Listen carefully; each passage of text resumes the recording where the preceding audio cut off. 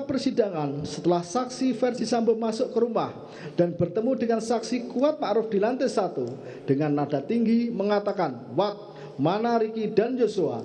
Panggil."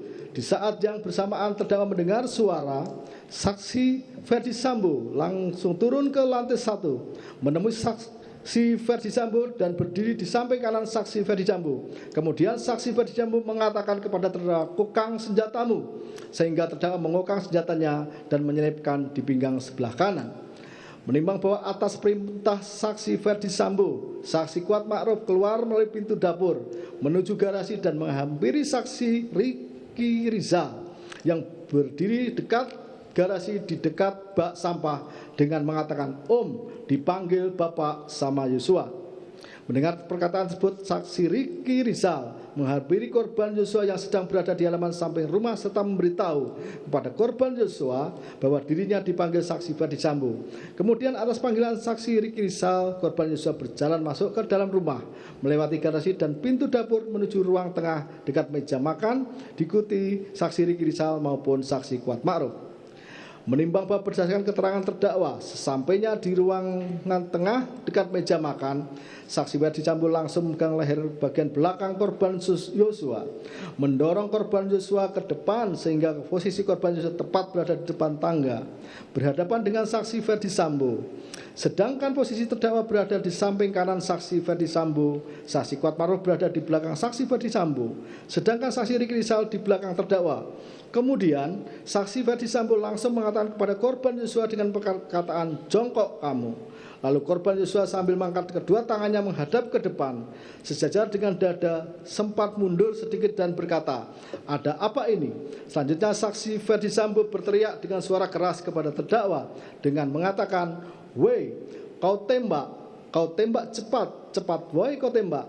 Mendengar teriakan saksi Verdi Sambo, terdakwa langsung mengarahkan senjata api Glock 17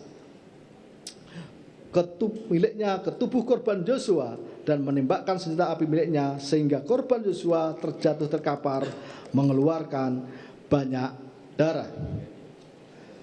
Menimbang bahwa selanjutnya saksi Kuat Ma'ruf melihat Verdi Sambo maju ke depan ke arah korban Joshua dan terdakwa juga melihat Verdi Sambo menembak menggunakan senjata api Glock 17 ke arah korban Joshua yang sudah jatuh tertelungkup bersimbah darah dan masih mengeluarkan suara erangan. Tembakan mana yang dilakukan tepat menembus kepala bagian belakang sisi kiri korban Joshua melalui korban Joshua. Menimbang bahwa kedua tembakan yang dilakukan saksi Richard Eliezer maupun saksi Verdi Sambo di dada yang vital itulah yang menyebabkan korban Joshua meninggal dunia selaras dengan visum et repertum yang berkesimpulan antara lain sebab matinya orang ini adalah akibat kekerasan senjata api di daerah dada yang telah menembus paru. Kekerasan senjata pada kepala bagian belakang secara tersendiri juga bersifat fatal dan dapat menyebabkan kematian. Menimbang berdasarkan uraian di atas, unsur di sini pun telah terbukti. Unsur melakukan, menyuruh lakukan dan turut melakukan, turut serta melakukan.